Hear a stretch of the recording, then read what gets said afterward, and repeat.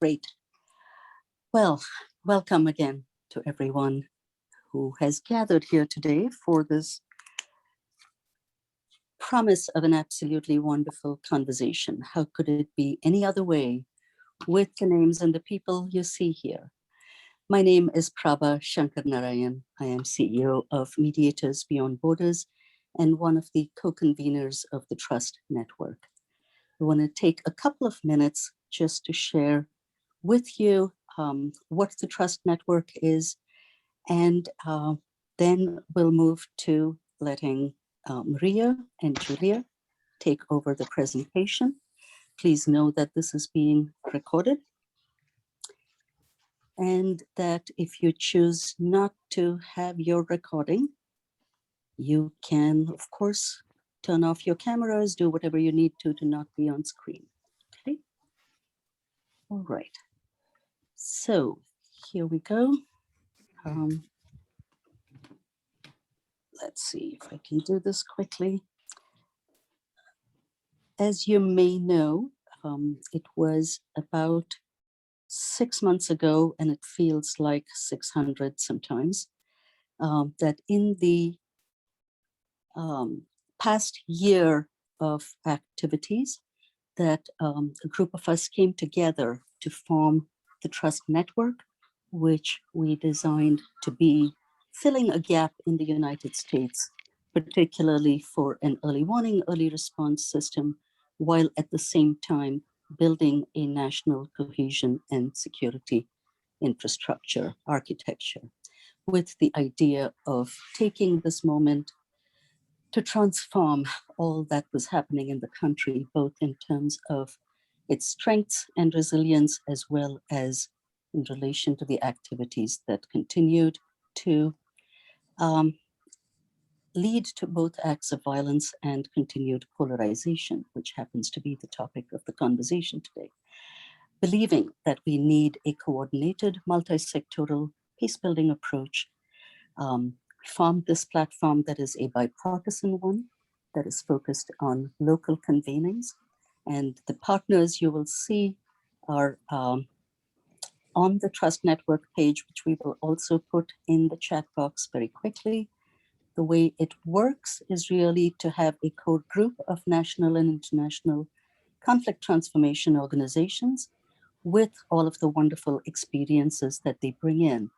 And the idea has been that we all have a lot to learn from each other. There is a wealth of research, practice, and expertise that we bring together as a community. And that is what this series is focused on. While there is a group that meets on Tuesdays at 2 o'clock, the Friday series is focused on knowledge and information sharing amongst all of us.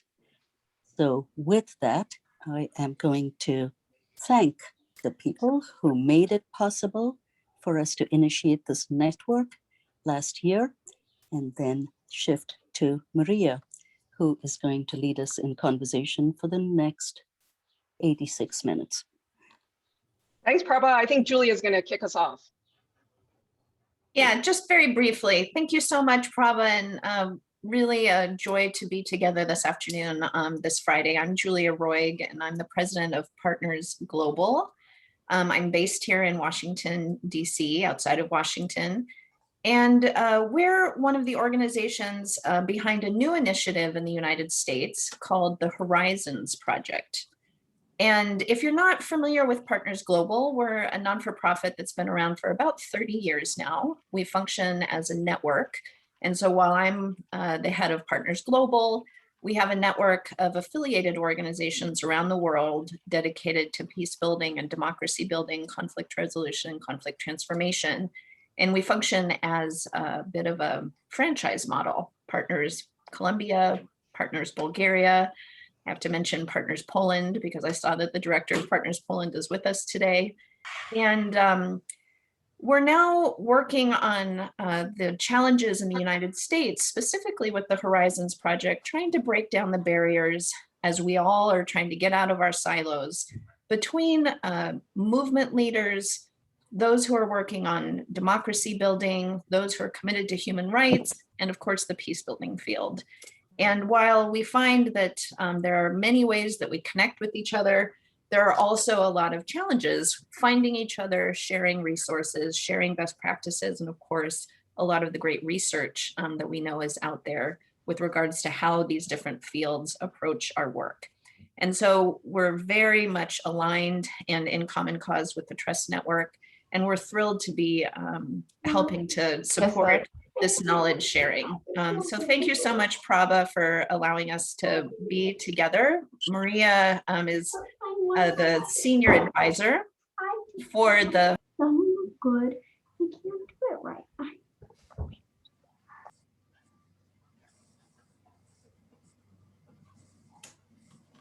I'll share some more information about the Horizons project in the chat. But with that, I'm just really very grateful and thrilled that our colleagues chose to be with us today. And thank you, Maria, for leading the conversation.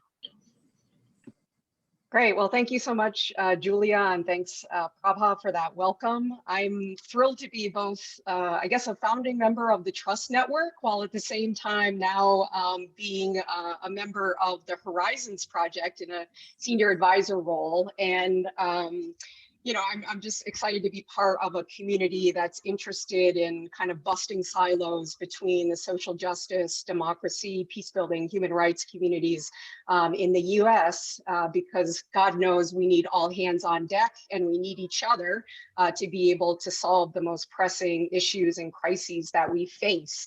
And so it's just wonderful to be part of various initiatives that are really about building dialogue and solidarity between you know, groups that traditionally work on peace building, social justice, advocacy, democracy, to be able to address these problems together. And you know, this topic of polarization is such a big one. And I was just part of a Council on Foreign Relations call the other day about the crisis of democracy in the US, and they started the webinar with a poll, a public poll, and they were asking, you know, folks, what do you consider to be like the #1 problem of democracy in the US? And deep toxic polarization was #1 or #2 in the poll. And so it's certainly, you know, gathering a lot of attention. And you know, is considered very much a huge challenge to our democracy and to the foundations of our democracy. So I'm really thrilled to have the opportunity to probe this issue of polarization and toxic polarization more deeply today with Peter Coleman and Tabitha Moore, who will be looking at it from more of a, you know, scholarly academic perspective, but also a deeply practical and practitioner perspective on the issue of polarization. And so just to give you a sense of how, you know, the next hour or so is going to go, I'm going to lead a conversation with Peter and with Tabitha, and we'll talk for 30 minutes or so. And then we very much, you know, want to dedicate a good chunk of time to engaging with you all. So encourage you all to use the chat function or the Q&A function at the bottom of your screen to start to, you know, add any questions, comments that you may have over the course of our conversation. And I'll be sure to, you know, move us along and be able to get to as many of your questions and observations as possible over the course of the conversation. So let me start by introducing our two fantastic panelists for today's conversation. I'll start with Dr. Peter Coleman. Peter Coleman is a professor of psychology and education at Columbia University and a very well-known social psychologist and conflict resolution scholar.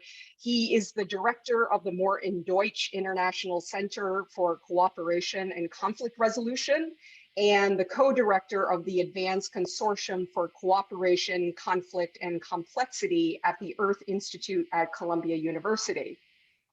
Peter has authored over a gazillion different articles and chapters. He's a member of the United Nations Mediation Support Unit's Academic Advisory Council and is a founding board member of the Gabawi Peace Foundation USA. And he is a New York State certified mediator and experienced consultant.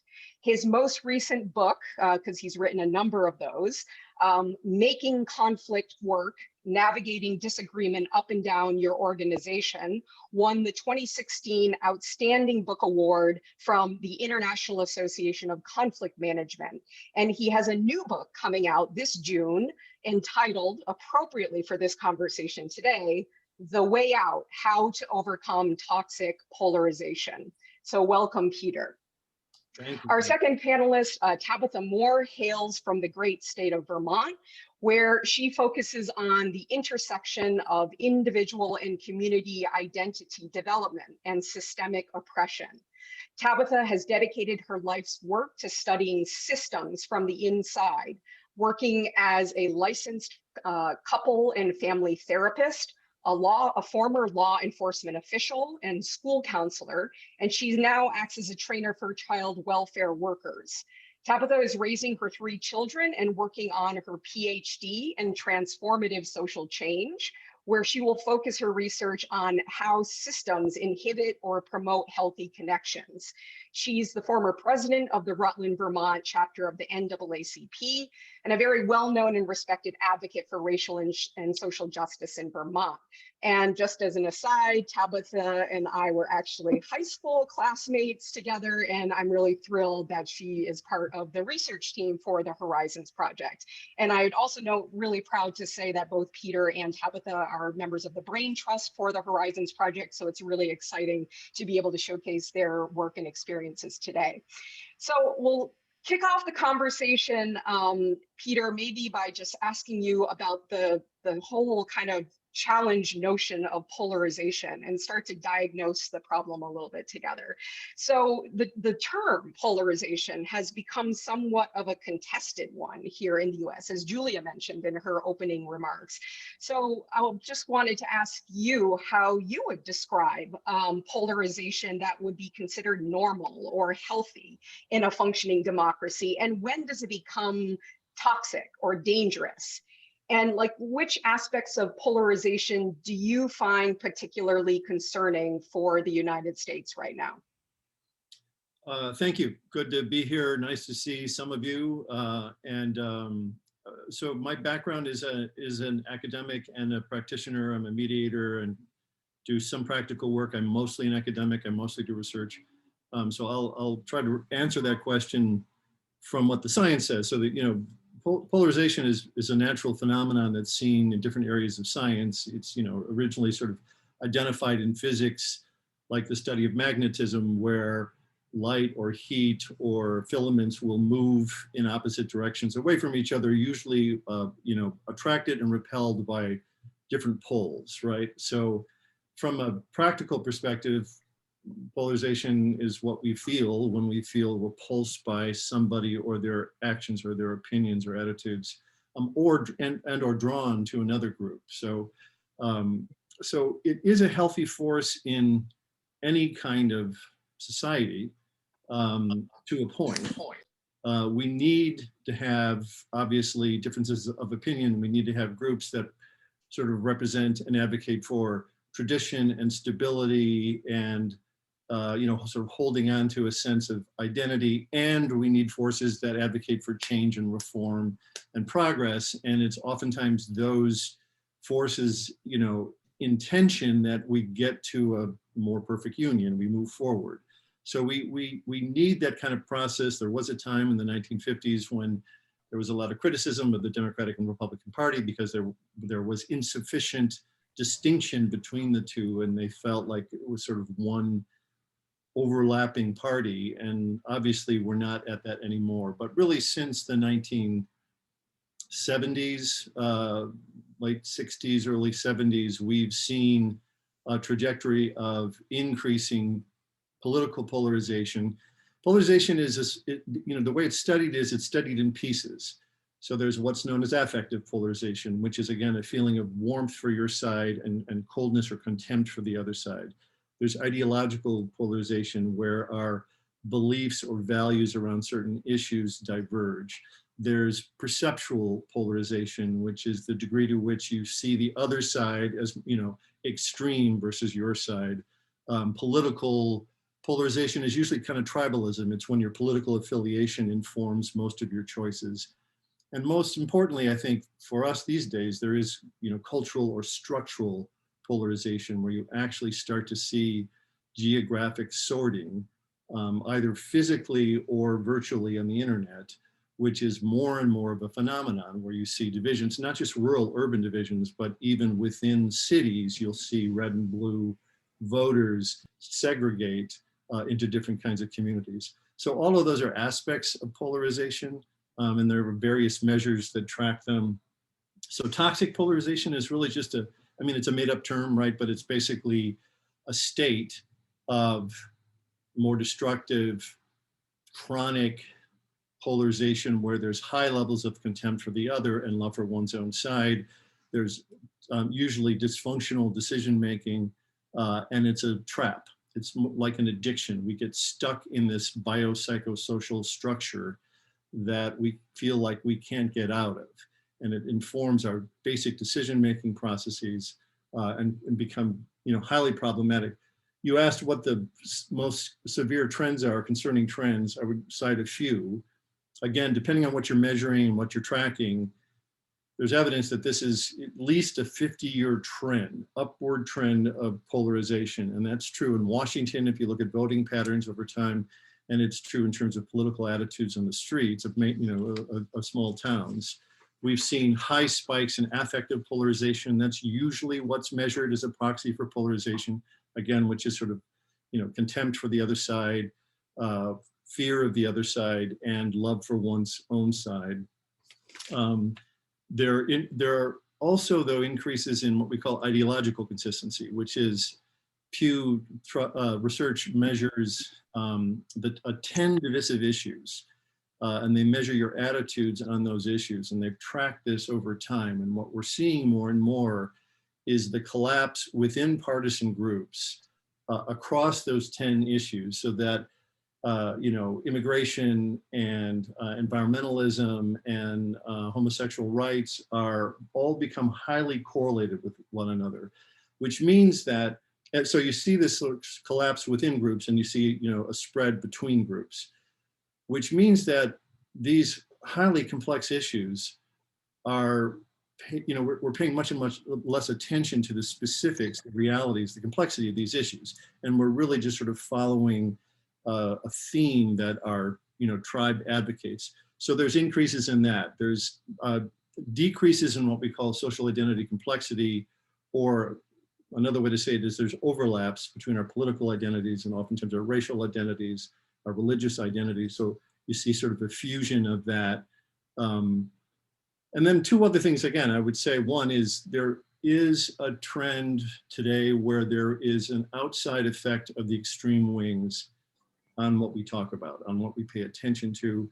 So there is control by smaller groups that are noisy, contentious, which sort of shape the discourse and shape our understanding and our fears, and a demotivation of many in the middle. And then finally, again, I think the most concerning thing is this sorting that we see, this virtual and geographic sorting of moving away from each other. There was a study done by PredictWise in 2018 that just looked at all the counties, the 3,000 counties in America. And one of the things they found is the main predictor of political tolerance and intolerance was the degree to which you had, what we call cross-cutting structures. You had like mixed political marriages. And so the counties with more of these kind of points of contact between red and blue voters, sports teams, labor unions, workplaces, where you were in contact with others, where you live in those spaces, right? Not temporary contact, but where people have to live together and grow together. Those are the most tolerant places. And other places like Florida, for the state, not to pick on Florida, but it's highly polarized by this ranking. And part of that is because neighborhoods are so clustered, right? So it's these structures that become, very difficult to change for a variety of reasons. Mm-hmm. Peter, thanks for that overview of the different trends associated with toxic polarization. I was really intrigued by a recent article that you wrote for Scientific American, and hopefully somebody can drop the link in the chat for the article. But in that piece, you wrote that it might actually be a good thing that the US is suffering from toxic polarization. And you wrote, and I quote, that studies have shown that chronic divisive patterns like ours often become more susceptible to change after major disruptions to the status quo, similar to what we are experiencing today. So can you explain what you meant by that? Yeah, so this is a theory that actually came out of biology, and it's a model of change that exists in different areas: organizational science, human development, and then war and peace. And it recognizes that most, for example, societies stabilize more or less at some kind of equilibrium. They're kind of at the status quo, and you get changes at the margins, but basically you have the status quo until something dramatic happens. There is a dramatic shock to that system, and that destabilizes the system, which leads to kind of a cascading set of changes. And then after a delay, you see a dramatic change. So in the international affairs world, there's work by Paul Deal and Gary Getz, political scientists, and they study this thing called the Correlates of War database, which is a 200-year-long database of how nation states treat one another. And what they found is that somewhere between 75 and 90% of the more, what they call enduring rivalries, long-term intractable relationships that are destructive, that last 40, 50 years, the vast majority of those actually change and change course within 10 years of a political shock, a political assassination, a coup attempt, some major, even major positive things. The end of the Cold War was a political shock. So when these things happen, they destabilize, and it challenges our theories of change, right? Because it's not that you see an event like COVID and then you see a dramatic change. You see an event like COVID and racial injustice in America and the Trump administration and a variety of other things simultaneously. There's tremendous instability, and then that leads to a sequence of changes that can, under certain conditions, lead to dramatic positive change. It can also make things worse, right? Because 90% of the more intractable conflicts that we see in the world actually started 10 years after some major political shock. So all this says is that this is a time when we should be thinking about what are the deeper decision structures that we as a people need to really take seriously, alter, because this is a ripe opportunity, a ripe time for us to pivot. All right, thank you. That invitation to use this moment as one to look deeper and look at kind of the deeper structural issues is, I think, a very welcome one. Tabitha, turning to you, maybe to offer a bit more of a kind of grassroots perspective on this topic and some of the trends of toxic polarization. There's this common expression in activism that you polarize to organize. And you're deeply involved in social justice work in Vermont, and would be just curious how you react to that slogan, and what have you observed about kind of trends towards more toxic forms of polarization and in Vermont and beyond? Mm-hmm. So yeah, I mean, Vermont is not immune, despite our reputation here for toxic polarization infiltrating all aspects, whether it is between groups or within groups, even within the activist movement. I see that quite a bit here. But as far as the way it's conceptualized on the ground, polarization can be a really wonderful tool to identify where everybody kind of falls on a continuum as far as belief in particular human rights. Not necessarily are you with us or against us, but how do you promote or inhibit people being able to get their basic needs met, which is where I'm most often seeing it come up here. So first, I was really glad that you talked earlier about silos, because I really see toxic polarization as one of those things that uphold silos. And my work as somebody who kind of walks between worlds, I see toxic polarization as one of those things that really prevents us from taking down those barriers and really humanizing each other in ways that help us see what the other needs. So as far as Vermont and what am I seeing on the ground here, I have some examples of, healthy polarization as well as unhealthy polarization. One of the unhealthy ones we were kind of talking a little bit about before we got on the call, in high schools across the nation are really seeing this with trying to raise the Black Lives Matter flag as an indicator that Black lives matter, right? Just trying to indicate that there is inequity there. And the ways that it's kind of coming out here, at least 2 high schools we were just talking about since August in Vermont have experienced extreme polarization around the issue. In our local community, one political candidate actually used it as a tool. He used polarizing the community around the Black Lives Matter flag in schools as one of his major platform points, and he won.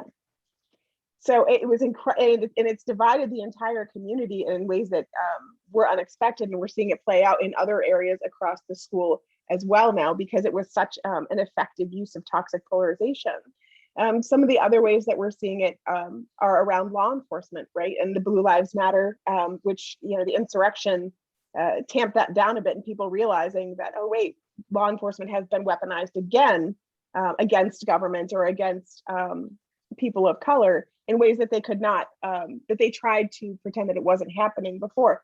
Again, locally in Vermont, we have some great examples of healthy polarization as well. One of the ways that we're seeing it play out is through COVID-19. And I think Peter mentioned that with COVID-19 and the murder or the killing of George Floyd, about Aubrey Breonna Taylor, people really started to pay attention to the ways that racism is impacting health. So here in Vermont, that's been used as a way to create more movement around declaring racism to be a public health crisis, which would allow for more access to resources to deal with and dismantle it from a systemic perspective. But activists have been very clear, like, as all these numbers come out about COVID and we're seeing the disparities, not just, in terms of death rate or access to resources and vaccines, but also in terms of the parallels between how lethal it is in general, and being able to say, this is what racism looks like. This is what COVID-19 looks like. How do you not understand that racism is the same type of an epidemic? And people are really kind of using it as an opportunity to draw that line in the sand on the ground and say, do you stand for this? Yes or no? Whether it's pushing legislators and lawmakers to take that stand and be honest and clear about where they are, it can be used for good. Another place that I see it is with the Vermont State Police. They actually developed a policy maybe 3 or 4 years ago where a trooper who witnesses potentially discriminatory behavior on the part of another trooper is to be held just as accountable as the trooper who committed the infraction. So ways of saying either you are on the side of justice or you are, potentially committing a crime or potentially harming other people, is a way that I'm also seeing people use that pressure to force change, systemic change around here. Those are really interesting examples.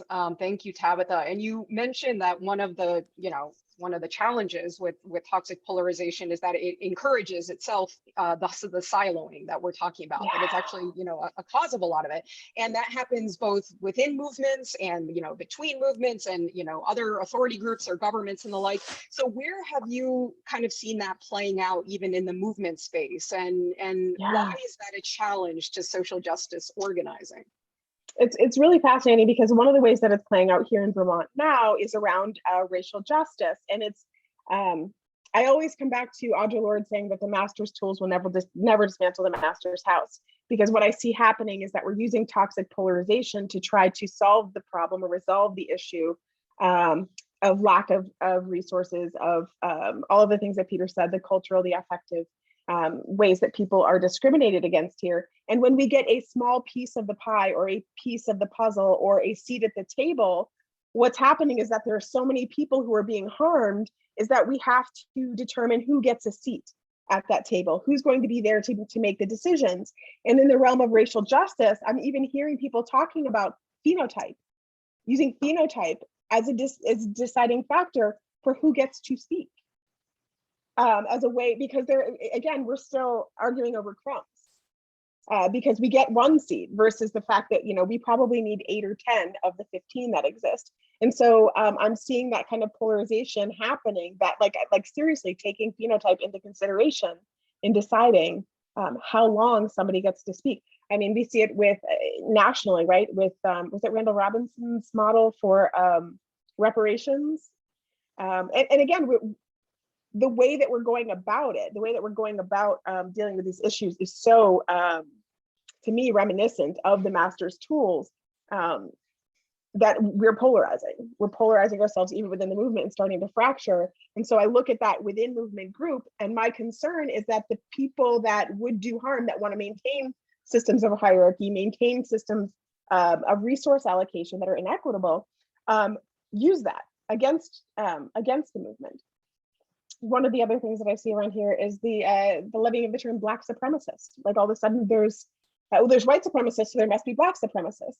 And we had a candidate for governor who referred to myself, Susanna Davis, who is our racial equity director for the state, Kaya Morris, who is our lone Black woman legislator. Anybody who's speaking up against. Oops, Tabitha, you just put yourself on mute. No, somebody muted. I don't know. I'm back. So what we're noticing is that people are starting to use these polarizing terms as ways to silence the movement externally and within. So. Yeah, no, that's interesting and troubling, especially on the phenotype example that you used as being kind of a silencer. Well, we've dedicated the first kind of chunk to talking about the kind of the analysis of the problem and the different trends, and so I wanted to turn the conversation now to kind of what to do about it practically, and how these understandings should inform our work and our interventions, whether it's in the peace building, social justice, democracy spaces. So start with you, Peter. There's often this idea that kind of the antidote to polarization is bridge building. And yet we know that examples of bridge building that lead to wide scale realignment, social change are pretty few and far between in the US. So, in your view, what are the potential and the limitations of bridge building in a deeply polarized setting like what we have in the United States? And have you seen it work, meaning bridge building work in other societies in a way that could provide some guidance for the US? Yeah, so I think certainly bridge building is, bridge building under the right conditions is, I think, a critical component of any kind of what I would advocate for, like a public health plan. So I think, this pattern that we're stuck on, that we're referring to as toxic polarization, is a complicated pattern, right? And there are a variety of different things that kind of feed each other in ways that we don't really understand, but it's a strong pattern and it resists change. And so it's not going to be solved by dialogue alone, right? So I do think that, I am a critic of some of the organizations that just encourage people to kind of get together and talk to, if you're a pro-Trump or an anti-Trump, just have a cup of coffee and talk it out, because I think those things blow up under the conditions where the conflict is so important and deep and people are so angry.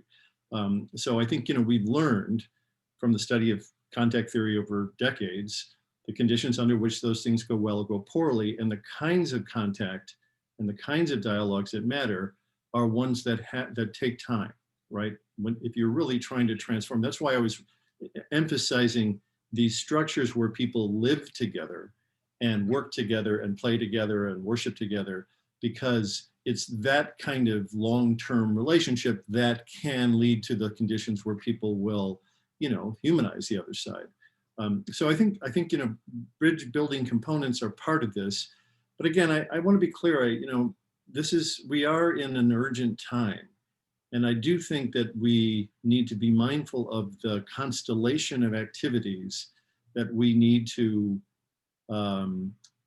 encourage, support, identify, and mobilize that can help the cause of, basically holding on to democracy, decreasing toxic polarization, and then getting back to work in some of the major crises that we're facing, like climate change and inequality and other things. So, bridge building is a component of that. I'm fan of groups that come from local needs, right? That spring in communities because there's a polarizing problem that they face.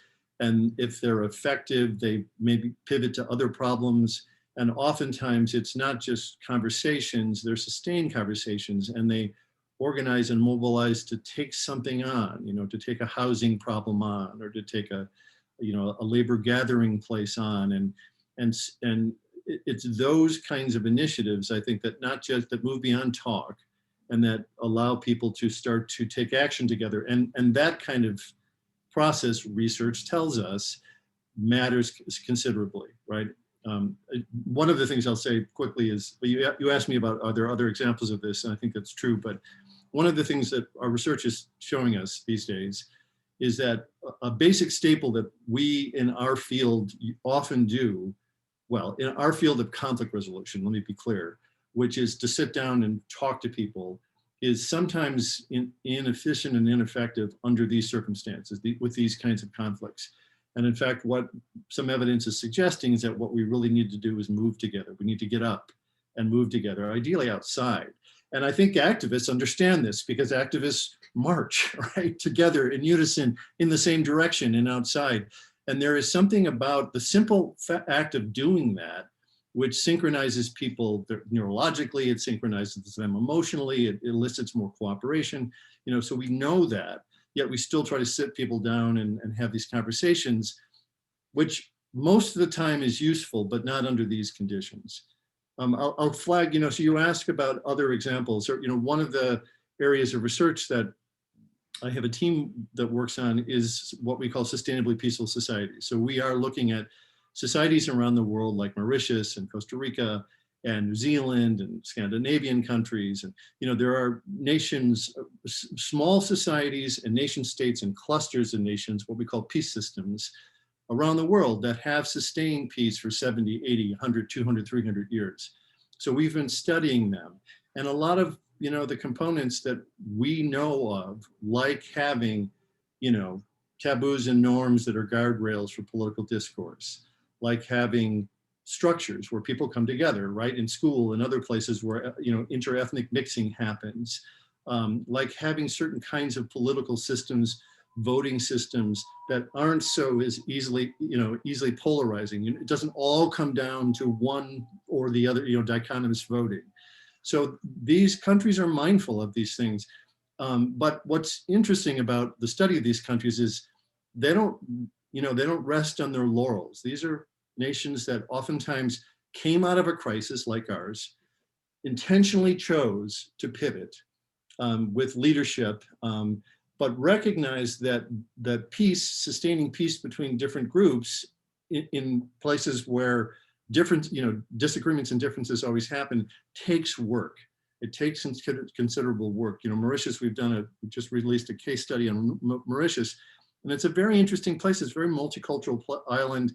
It's the most peaceful nation in Africa. It has a history of indentured servitude and slavery, but it's a nation that is dealing with that, is addressing that. And they're very conscious of how their media and how their conversations in public spaces affect one another.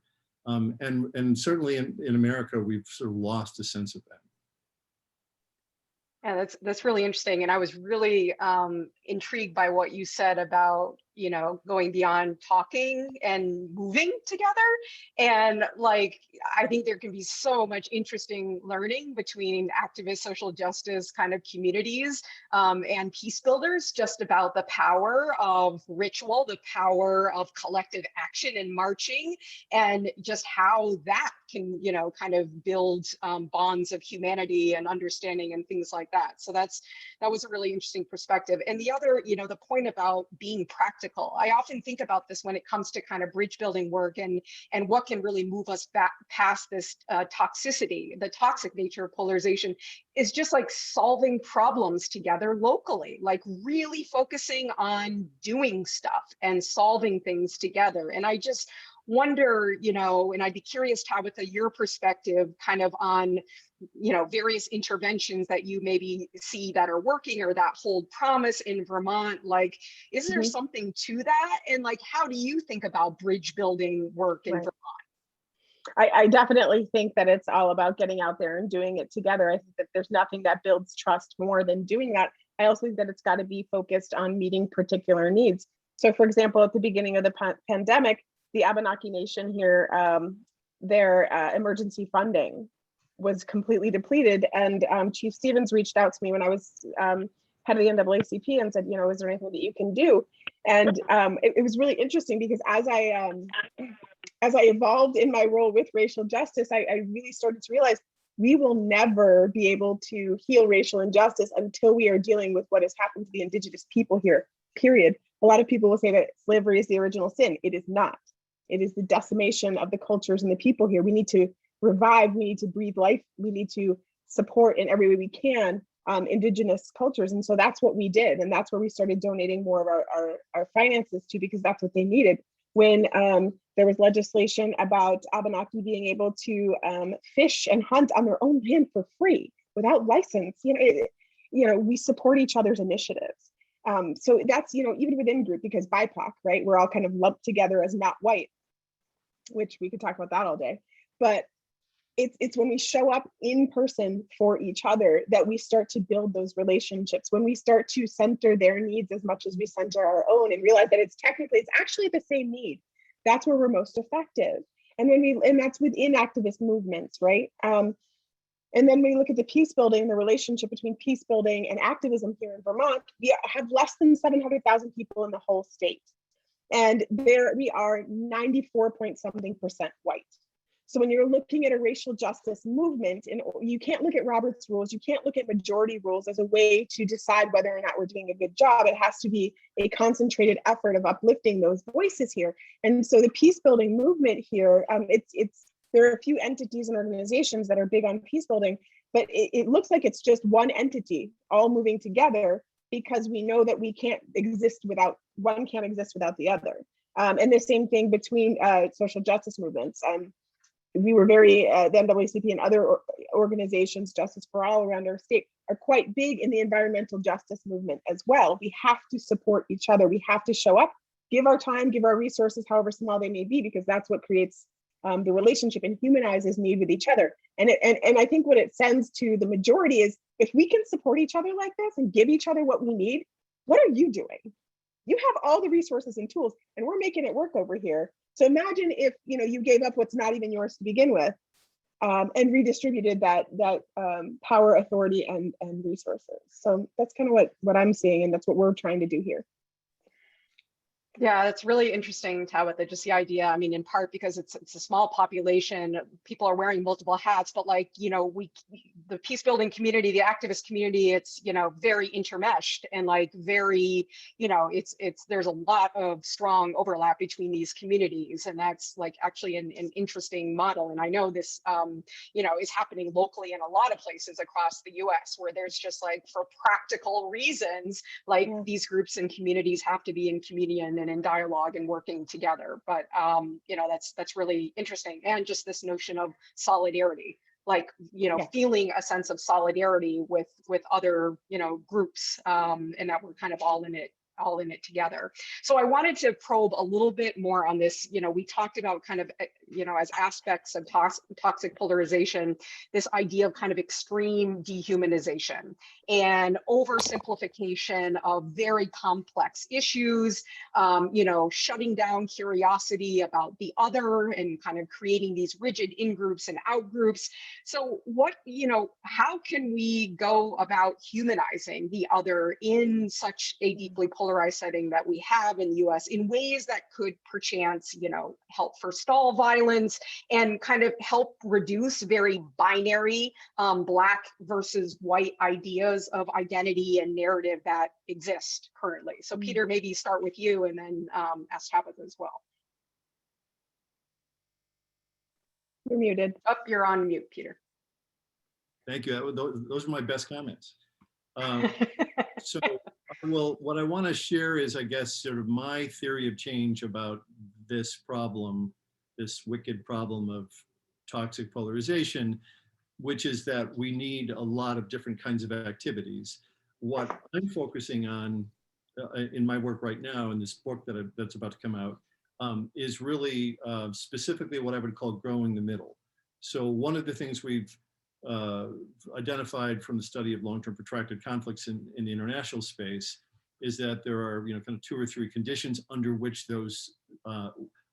parties are willing to kind of come together and consider change.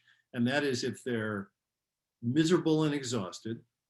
Good news, we are, right? So More in Common's study has in 2018 found that something like 93% of the middle are this exhausted majority, what I call the miserable majority.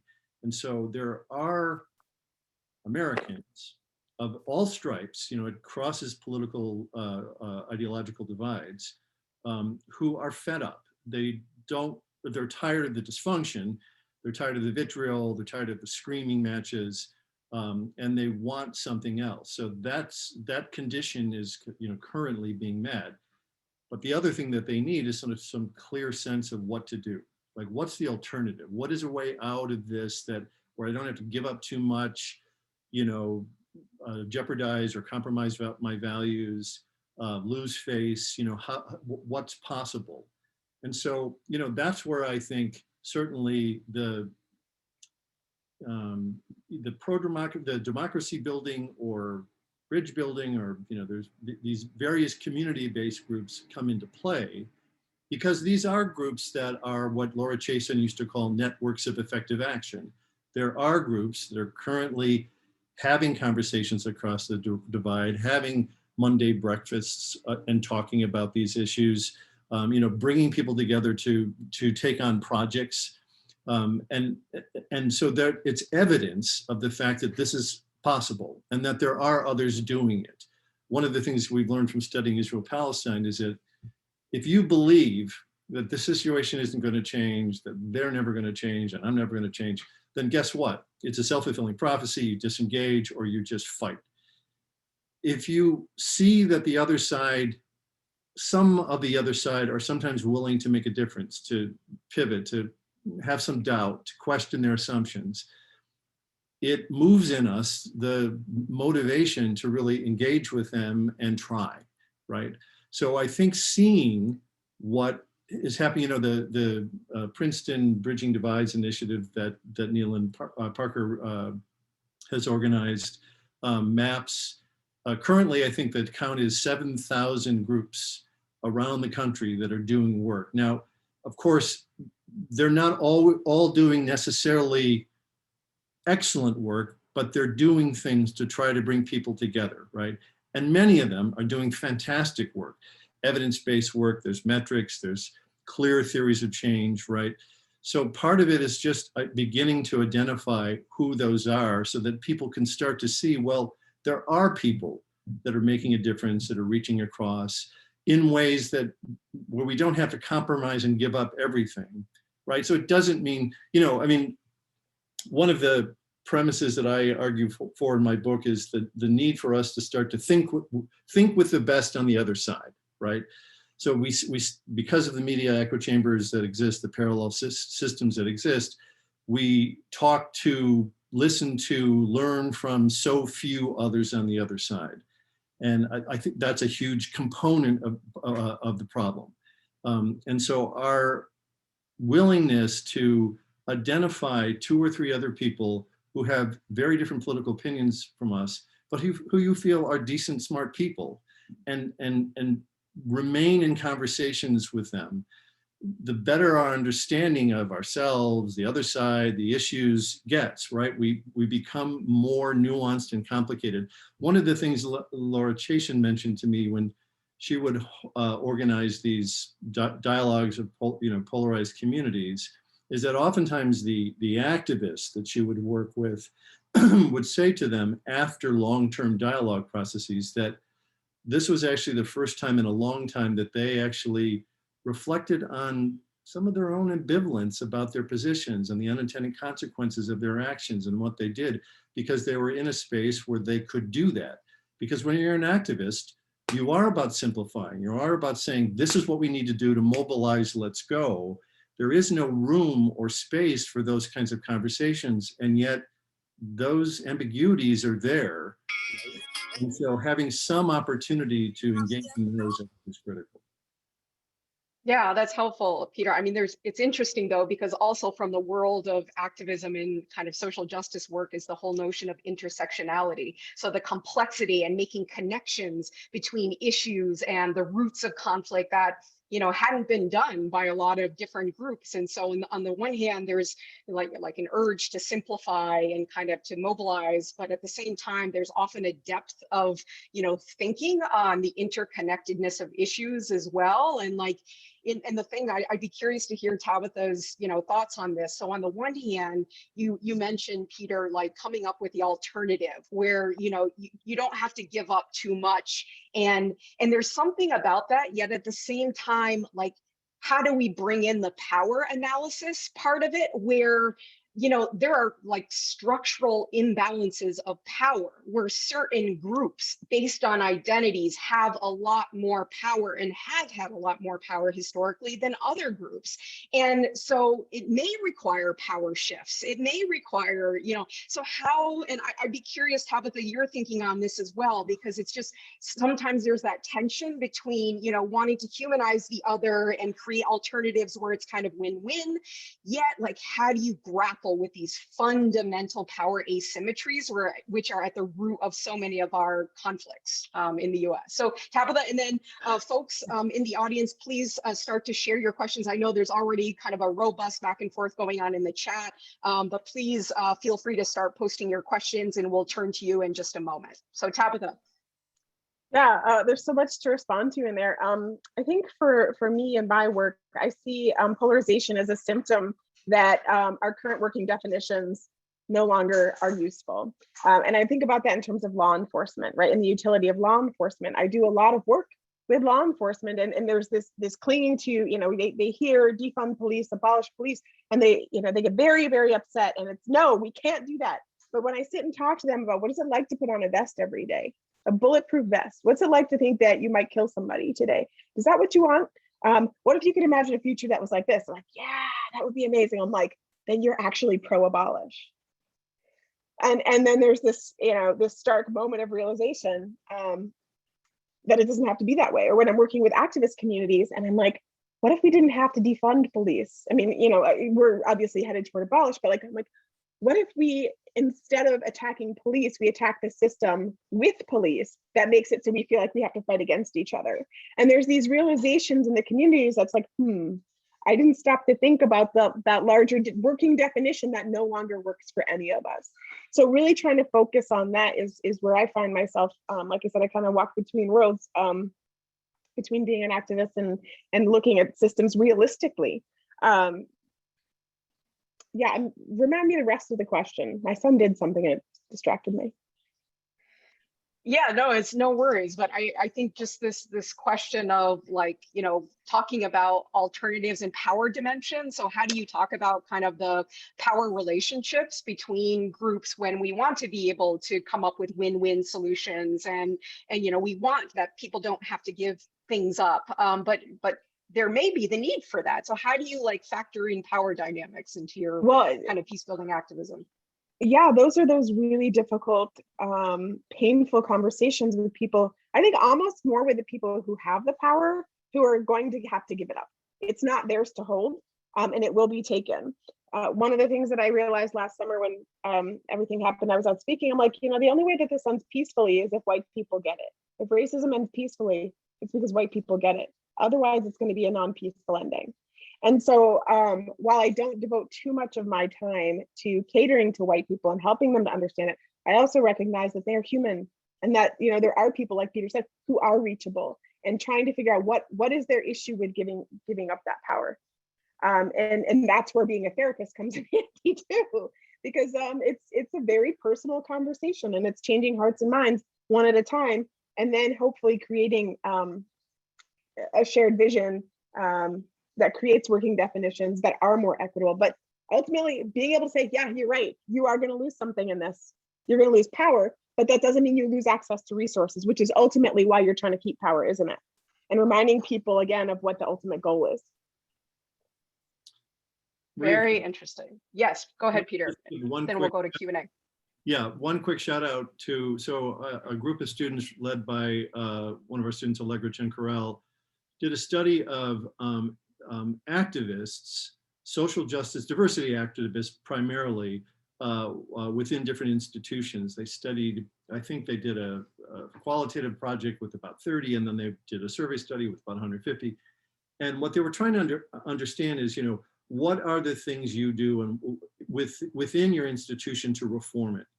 And they came up with sort of 5 categories of activities that people do, depending on how at risk these activities put them, and depending on how much power they have. And the categories of activities were mediate, advocate, heal, resist, and whistleblow.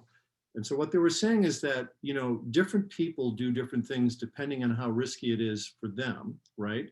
That a movement needs people that can heal, or that can resist in ways that are not as overt and as obvious and therefore risky for them. And you need people to mediate and facilitate and bring people together. And you need activism, and you need whistleblowers. So they kind of identified this constellation of different activities that activists said they use. Some of them said they move back and forth into different activities under different circumstances, but others say, I don't want to lose my job, but I don't believe in many of the policies of this place. So these are the things I can do, but I'm thankful of my colleagues to be able to do these other things. So again, I think it's important that we start to not think of peace building or conflict resolution and social justice activism as mutually exclusive. I think that they can work together, and I think there's evidence of places where they do work together well. Yeah, that's so important. I mean, honestly, that's the essence of the Horizons project as well, is to try to support an ecosystem where we all appreciate what the other kind of brings to the table and sees kind of these different approaches as mutually reinforcing, as opposed to being, at odds or too different from one another. So we have a lot of questions and comments here, and we will start to turn to those now. So I was hoping, I don't know if it's possible for the person to raise, I see the question, Julia, what does it take to create bridge building for the middle that is sustainable and resilient? So I'll ask that one, and then we'll have the questioners ask future questions. So Peter, maybe you want to start with that one? Well, again, I think it just depends on what we, so when I say the middle, I'm talking about this exhausted majority, right? I'm talking about groups of Americans that don't want to do this anymore. And so I think, again, what matters to them is that you provide them with insight and opportunities for other ways to engage. So, let's take the media. So the media is a big part of this problem, right? You get addicted to MSNBC in the morning, you get addicted to Fox News or Breitbart, and they know that, right? The business model of a lot of these entertainment media sources and internet sources are playing on our addictions. So we get addicted to these things, but we also, it's an urgent time. We need to pay attention to what's happening in the world. So find groups like All Sides, like The Flip Side. Find groups so The Flip Side is a good example. The Flip Side, it was an organization founded recently that curates, so they take an issue every day and they curate 30 different media sources that are left and right, and they try to identify the most intelligent, nuanced pieces on that issue today. And then they send you a 5-minute read on your email or newsfeed. And these are ways that you can intentionally still pay attention to what's happening in the world, but not get sucked into these, addictive processes that are so pathological for us, for our families, and ultimately for our society. So I think that there are many aspects of what people can do, but they just need some guidance as to where they are and what they entail. Great. And I'm going through the comments here. Auntie, you had a number earlier. I want to just see if you want to address, you made some really great points earlier. You want to speak to them? Thanks, Maria, and thank you. Very beautiful to listen to, Tabitha and Peter. I'm just amazed at your comments. I was just making reference to Bart Brasma. Julia has worked with him, and he's developed a strategy in Europe where he's suggesting that in a situation where the polarization angles are pushing different directions, if you start to mediate and bridge build, you become the scapegoat and the victim of the situation. Rather, you should be focusing your messages towards the middle to increase the number of people so people feel comfortable retreating from the polarized ends to the center. And I think that works in a situation where you have to manage a polarized situation after an incident or something where people are reacting very quickly, and that can become violent.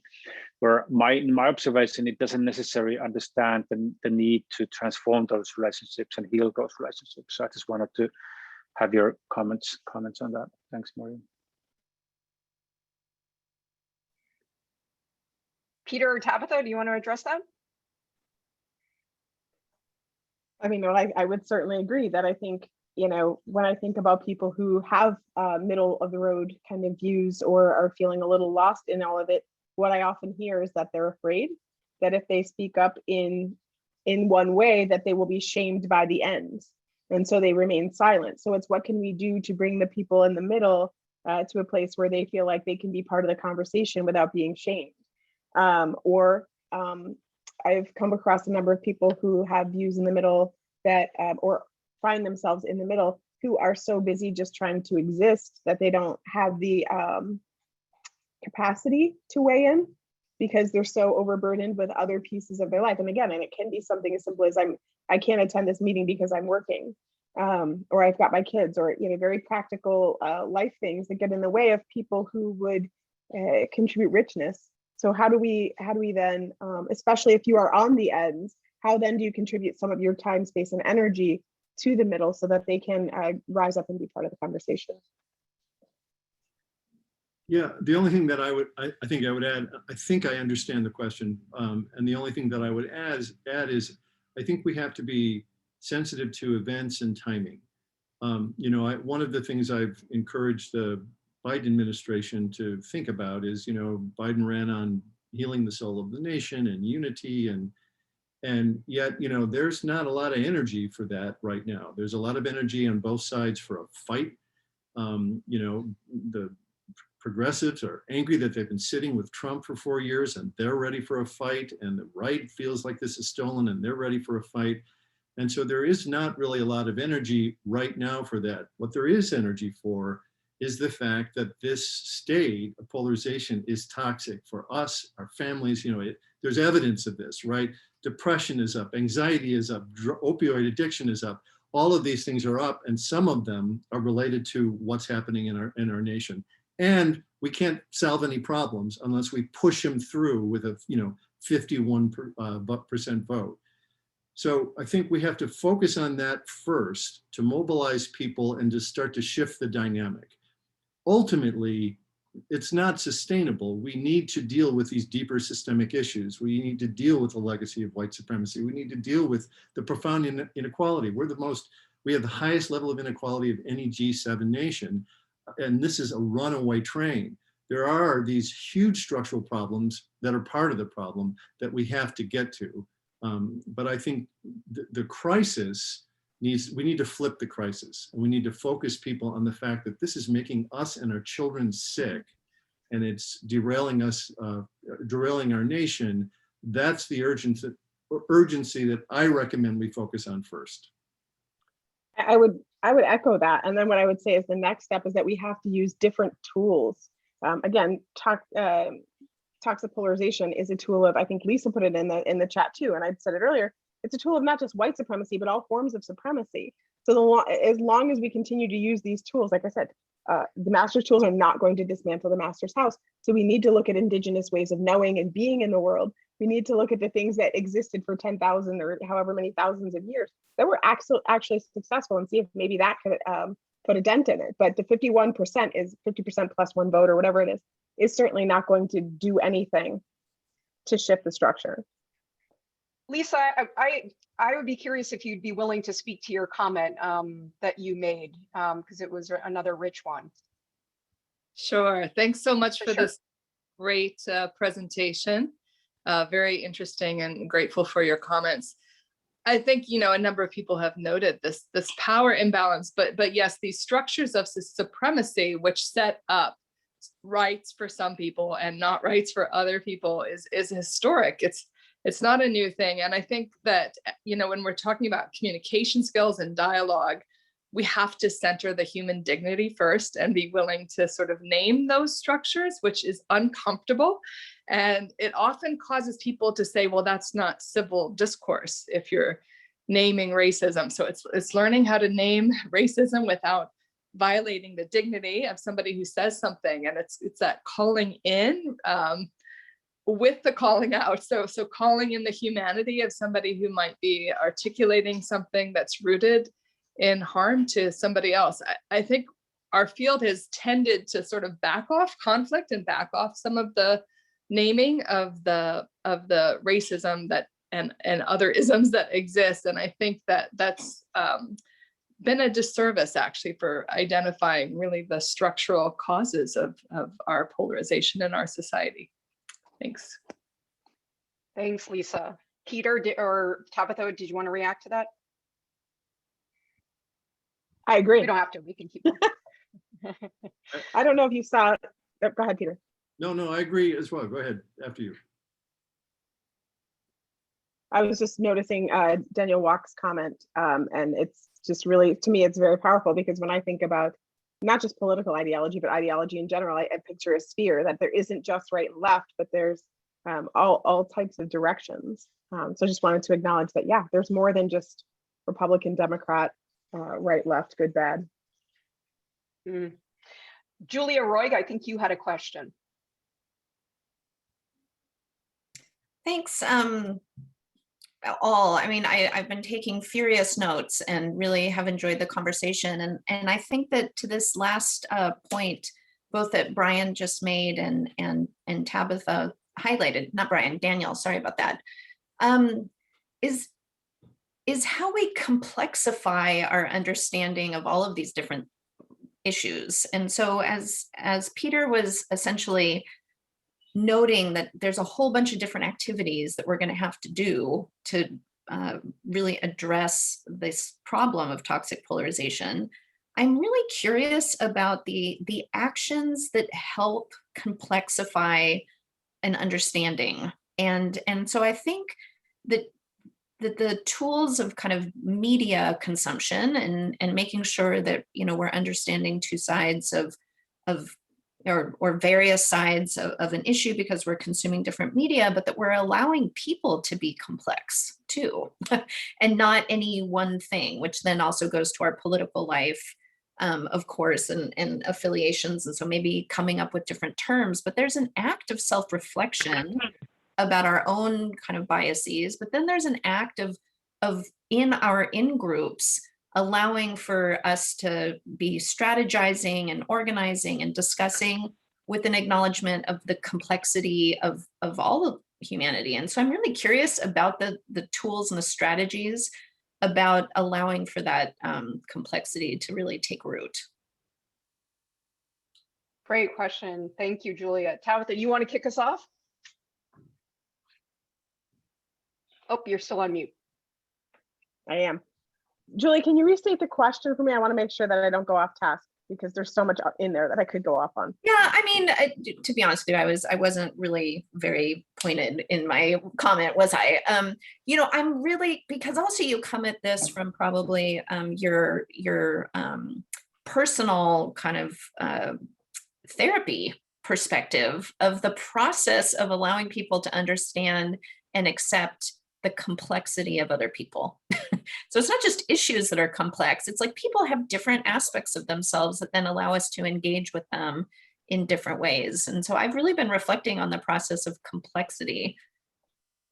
Yeah, I think that's kind of what Daniel was kind of speaking to, right? And that we are not linear human beings. And so we've got to start conceptualizing everything in the way that we, even in education, the way that we teach, can't be a linear model for understanding. And I think that when we can start to create a multidimensional model for understanding, that's when people might be able to start understanding complexity. When I look at policies and governance in this world, it is very much a linear sort of thing. So how do we even begin to conceptualize a government framework that is non-linear? So I think it becomes really difficult for the human, the individual, to conceptualize themselves or anybody else as non-linear or non-complex when everything we do in our world is done that way. So I think that that's when, you know, I often call it the wet bathing suit feeling when I'm talking with people in terms of their growth around a particular issue and conceptualizing things as multidimensional, is when they start to get really uncomfortable, like there's something that's wrong here, but like I feel like I'm in the right pool, but like the wrong area. So it's when we start to think outside of the bounds of what we set up as our societal parameters for what's acceptable and allowable. That's when we can get to complex thinking. Yeah. And Peter, you've done some thinking on complexity. Yeah, that is something we think a lot about. So, you know, I think the problem that we're talking about is that a simplistic us versus them thinking, feeling, behaving is fractal. When we're in situations like this, it's within us, it's between us, it scales up to our nation. So there are a lot of different, so that's the bad news. The bad news is that makes it so hard to consider how to unpack that. The good news is that means that there's a lot of ways in. So one way in that I would recommend is there's a piece that was written by a colleague of mine named Amanda Ripley, who's a journalist, and she wrote a piece called Complicating the Narrative. She was funded by a group called Solutions Journalism to take a critical look at journalism. And she spent a year or two, she was trained as a mediator, she came to our lab, participated in our research, she went to John Haid, she did a lot of different kinds of things. And what she came up with is that, you know, reporting is in and of itself part of the problem, right? Because what reporters do is say, all right, here's a conflict, here's this side, here's that side. Let's make it as exciting and contentious as possible. It'll draw attention and we'll get a lot of clicks, you know, and it will go viral. Well, okay, but that's part of the problem of polarization. So what she did is she spent a lot of time thinking about what would be other ways that reporters could do their work that would reintroduce nuance into highly complicated things. So, you know, I think, and there is now a movement through solutions journalism and groups like Flipside and Allside and others that are trying to offer alternatives to change the nature of reporting.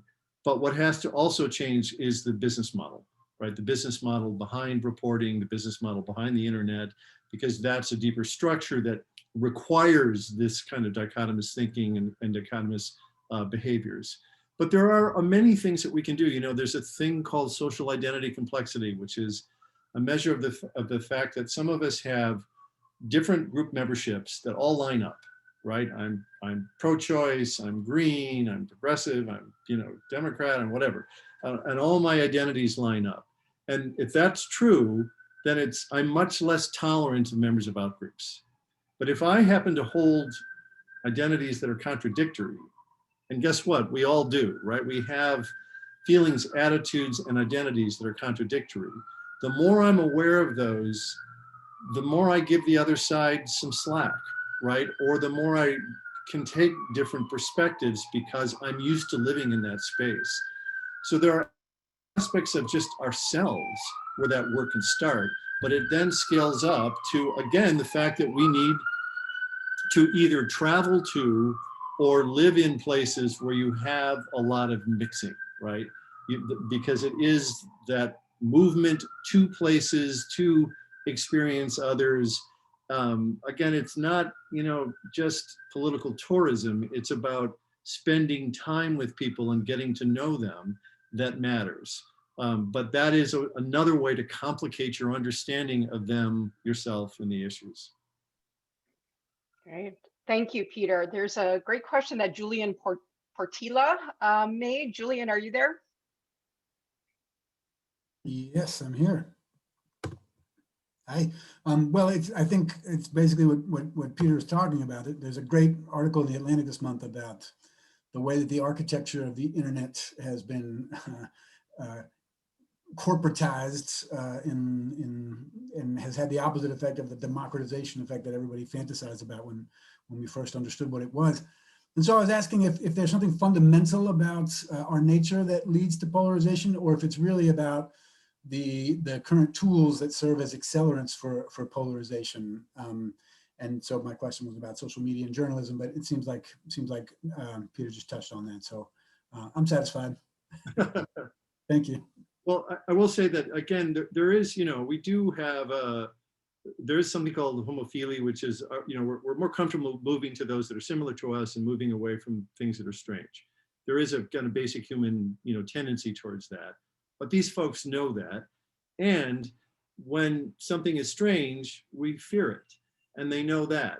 And so it is the tapping into that and the weaponizing of that is part of the problem. So yes, there is a tendency, Emile Bruneau is a neuroscientist who studied in-group, out-group formation in the brain, and he would just see an image of an out-group and it triggers your amygdala, it triggers your fear center. But it can be very easily overridden, right? If suddenly that outsider is also a member of some other community or group that you like or you're associated with, it goes away. So that's why I think we have to move beyond our sort of brainstem behaviors, right? And complicate our world. Great. So I'm seeing a question by, I hope I'm pronouncing it correctly, Sopnot Halig Baker. Do you want to ask your question?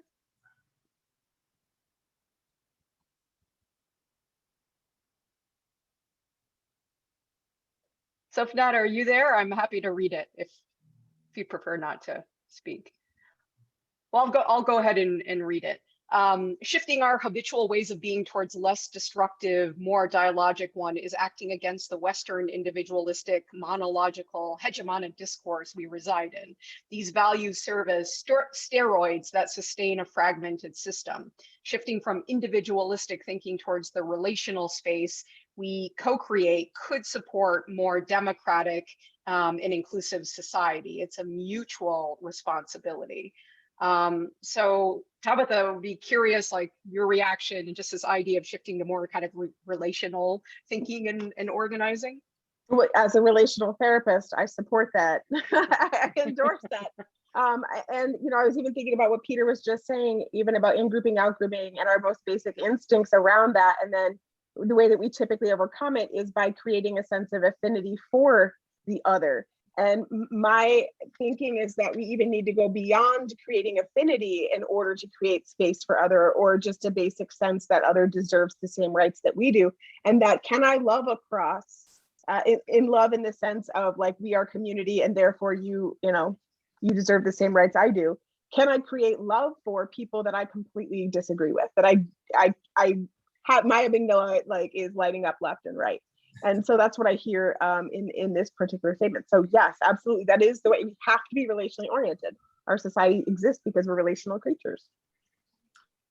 It's interesting because, no, go ahead, Pierre. I was just going to say that, we had a conversation with Kazu Haga, the author of Healing Resistance a week ago, and, was talking about how to get to the beloved community and who is included in the beloved community and how do you really like express love towards not just an other, but like somebody who's really on the other side. And yet like, that's the new frontier. I mean, that's kind of the healing and kind of transformational aspect of the work. But sorry, go ahead, Peter.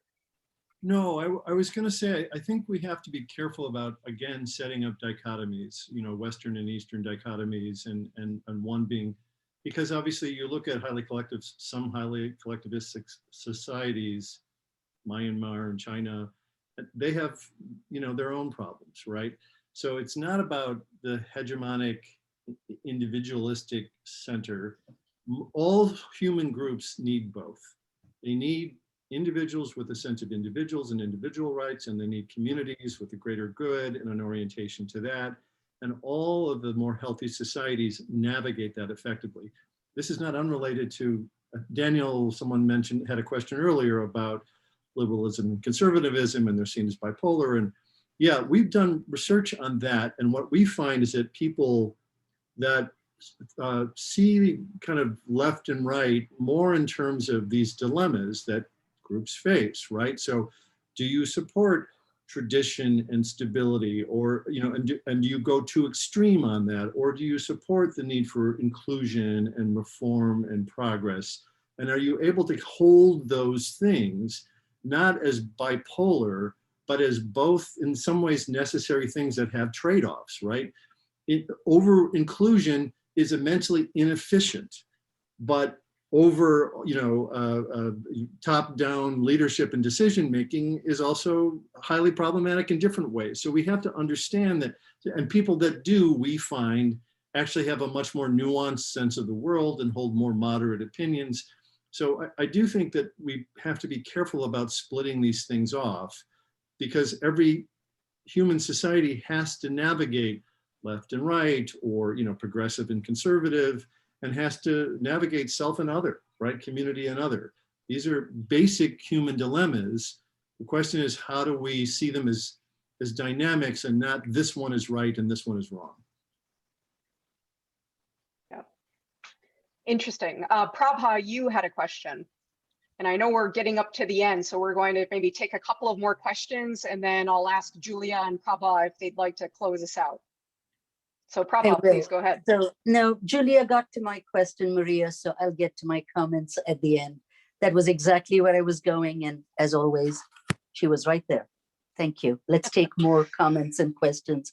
I recognize also there are psychologists, sociologists, anthropologists, peace builders in the group. This is an amazing group of participants in the conversation. So there might be more comments and questions.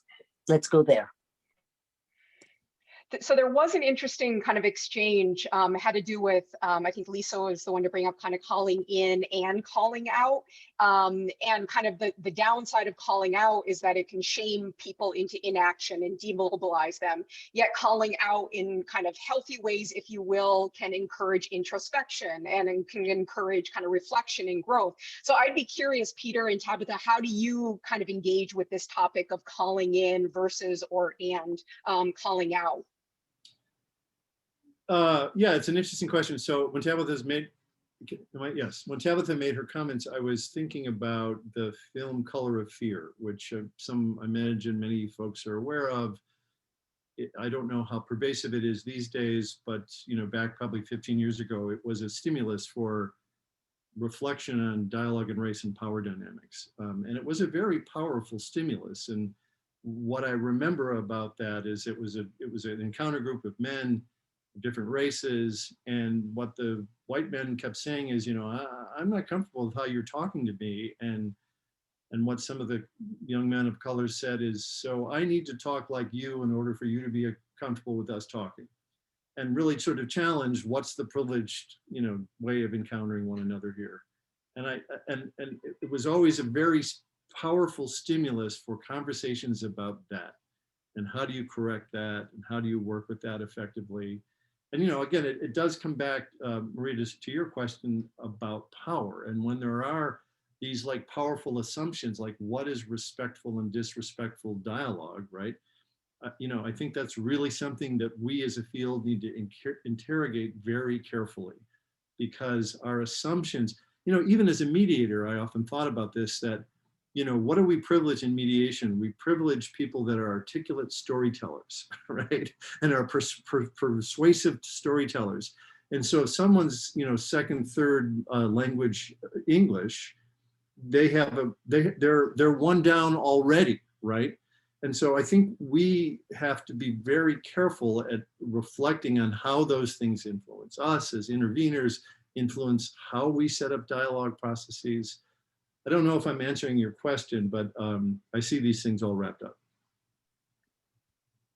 Yeah, no, that's helpful. Tabitha, did you want to talk about kind of this? And we were talking about this early in the context of the brain trust and the research on the Horizons project, like how to grapple with this notion of calling in and calling out. But curious how that shows up in your work.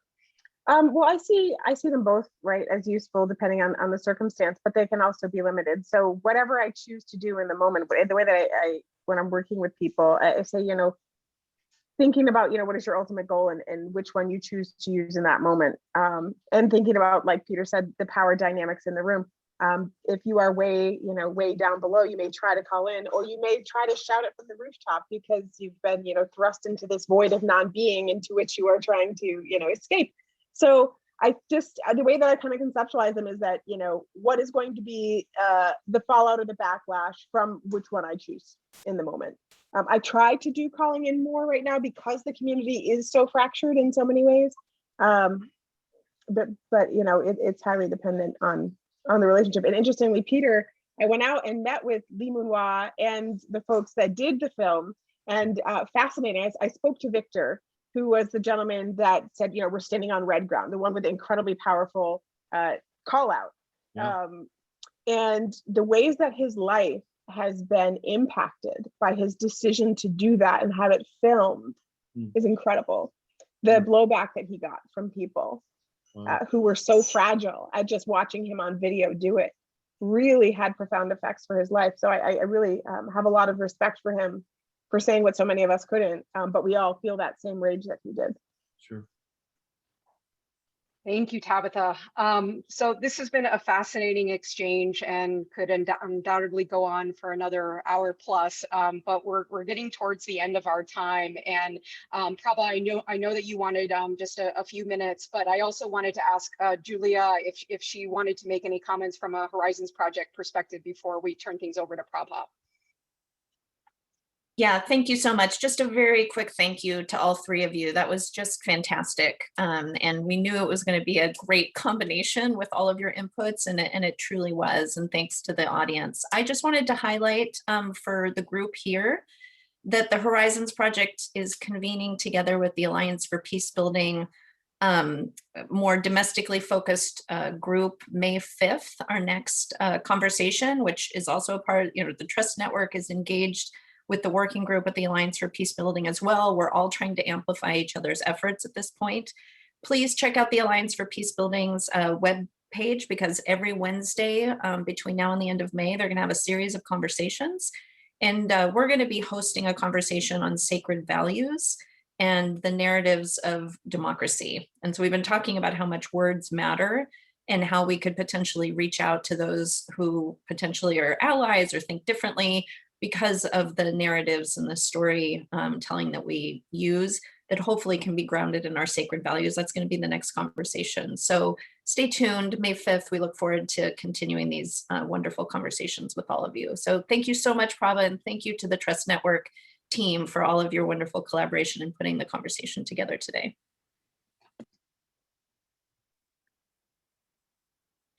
Thanks so much, Julian. I'm just adding my thanks to Peter and to Tabitha for their just really wonderful reflections and insights on the conversation. And thanks to everyone. Thanks to the Trust team for all their work on the program. And thanks to you all, the audience, for showing up and having such great questions and comments. So I'm going to let Prabha close us out today. Thank you. Thank you very much. There's a richness to this that cannot end now. So because I know we are partners, and because I know that there are people who are working in community in actually doing a lot of the work that Peter, you and Tabitha and Maria have been talking about, I would love to continue this conversation with some very practical applications. Part of what you have talked about is that, I think of it as this eco-space in which many of us work. You called it the constellation of activities that are necessary. And that is so critical, because what we know from family systems theory, and there seem to be many of us who are therapists here, is that when systems are stressed, they regress to binaries. And our task as peace builders is really to pull out of those binaries and open the space to think beyond dichotomies and binaries. And the reality is we have the processes and the tools. And so it feels like it's a time for a lot of that to come together in the very unique way it's possible in this country, and with the learnings from others, and with, as Tabitha said, reawakening of indigenous practices and cultures of pluralism. I mean, there is a wealth of what is possible in relation, in community, in indigenous practices. So we hope to continue this kind of a conversation, and I think to also see if we can plan one where we will have an opportunity to hear about what works in a very practical sense. I mean, there's so much of what you've talked about that is research-based, but I know that all of it is also based on the deep experience with which all of you come. So with that in mind, I want to underscore Julia's recommendation for the series. So the Alliance for Peacebuilding is the policy partner, if I may, in the Trust Network, the top down and bottom up. There are centers here from around the country, and there is the Alliance for Peacebuilding that takes our recommendations to the administration. And we've been extraordinarily impactful this time, because as Liz will say, my job as a lobbyist, even for this fun work, is really great when it's falling on fertile ground as it is right now. So I encourage all of you, we'll put that in the Trust Network dispatches. We're trying to highlight a whole series of social cohesion and security related activities and inviting policymakers so that they are able to hear that the landscape in the US is a rich one indeed, filled with possibilities that they should be funding. Finally, I will say there is a, let me put the last one up, and I'm sure Marcella will be sending this out also. The next in the series, in our effort to continue to share our resources about how to complexify conversations, how to have conversations without making them into simplistic binaries. The next one coming up is on what you need to know to be able to have or facilitate a sane conversation about guns in this country. And we all know that is a part of what's going on everywhere. And the last one after that is Jesse Morton. You might be familiar with Parallel Networks. He's been working around the country, around the world, and is coming back to the US to do, has been back in the US, frankly, but is coming back to do a lot of work around domestic, not just de-radicalization, but really coming from a trauma-informed perspective to address what's going on in terms of the conditions in this country at this time. So we hope you will come back for those conversations. And I'm 3 minutes over. So thank you again, Maria, Julia, Peter, Tabitha, for sharing your afternoon, and to all of the others. And happy birthday, Ray. Thank Thank you all.